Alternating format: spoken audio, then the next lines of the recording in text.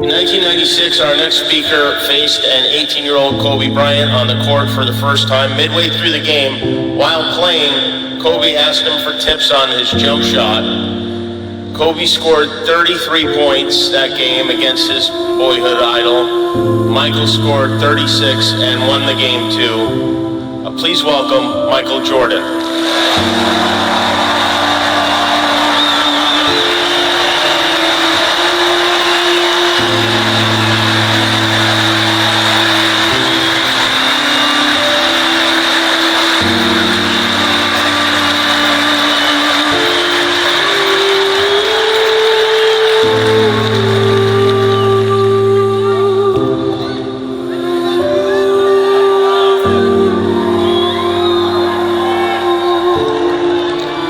I would say good morning, but it's afternoon. I'm grateful to Vanessa and the Bryant family for the opportunity to speak today. I'm grateful to be here to honor Gigi and celebrate the gift that Kobe gave us all. What he accomplished as a basketball player,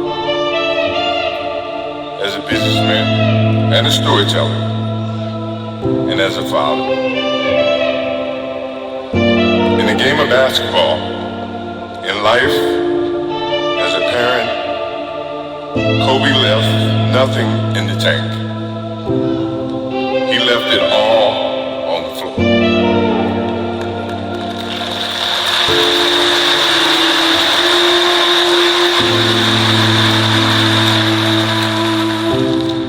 Maybe it surprised people that Kobe and I were very close friends. But we were very close friends. Kobe was my dear friend.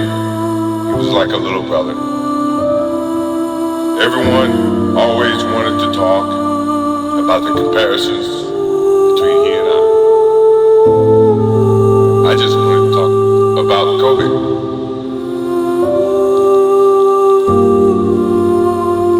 All of us have brothers and sisters, little brothers, little sisters who, for whatever reason, always tend to get in your stuff, your closet, your shoes, everything. It was a nuisance, if I can say that word. But that nuisance turned into love over a period of time, just because the admiration that they had for you as big brothers, big sisters. The questions and wanting to know every little detail about life that they were about to embark on. He used to call me, text me, 11:30, 2:30, 3 o'clock in the morning. Talking about post-up moves, footwork, and sometimes the triangle. At first, it was an aggravation.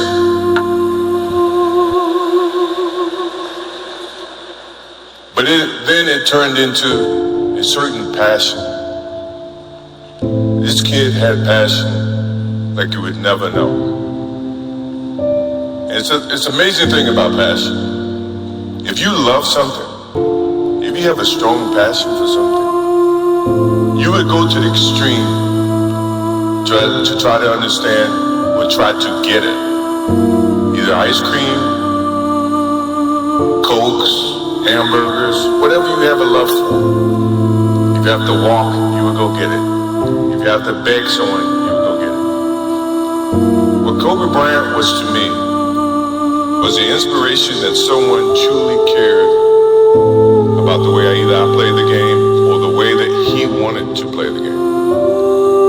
He wanted to be the best basketball player that he could be. And as I got to know him, I wanted to be the best big brother that I could be.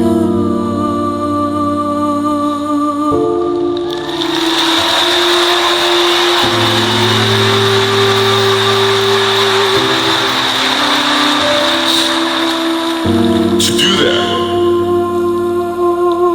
you have to put up with the aggravation, late night calls or the dumb questions. I took great pride as I got to know Kobe Bryant that he was just trying to be a better person, a better basketball player. We talked about business. We talked about family. We talked about everything. And he was just trying to be a better person.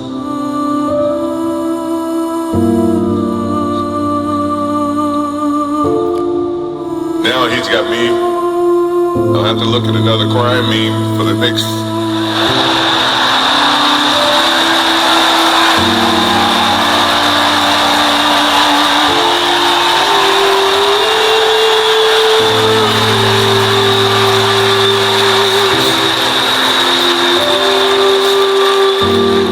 I told my wife I wasn't going to do this because I didn't want to see that for the next 3 or 4 years. That is what Kobe Bryant does to me. I'm pretty sure Vanessa and his friends all can say the same thing. He knows how to get to you in a way that affects you personally, even though if he's being a pain in the ass. But he ever has a sense of love for him in the way that he can bring out the best in you. And he did that for me. I remember maybe a couple of months ago, he sends me a text. And he said, I'm trying to teach my daughter some moves. And I don't know what I was thinking or what I was working on. But what were you thinking about when you were as you were growing up, trying to work on your moves? I said, what age? He says 12. I said, 12, I was trying to play baseball. He sends me a text back saying, laughing my ass off. And this was at 2 o'clock in the morning. But the thing about him was we could talk about anything that related to basketball, but we could talk about anything that related to life. And we, as we grew up in life, rarely have friends that we can have conversations like that. Well, it's even rare when you can grow up against adversaries and have conversations like that. I went and saw Phil Jackson in 1999, maybe 2000. I don't know when Phil was here in LA. And I walk in and Kobe's sitting there. And the first thing, I'm in a suit. The first thing Kobe said, did you bring your shoes?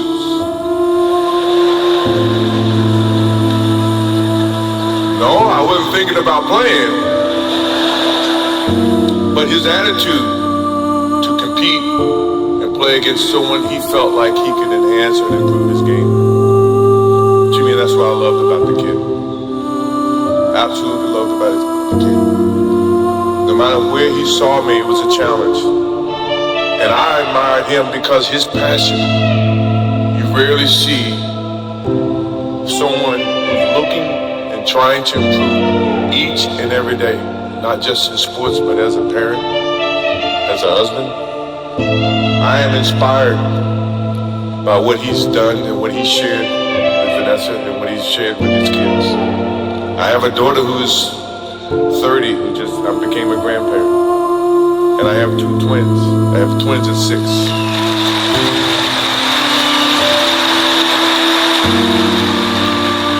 I can't wait to get home to become a girl dad and to hug them and to see the love and the smiles that they bring to us as parents.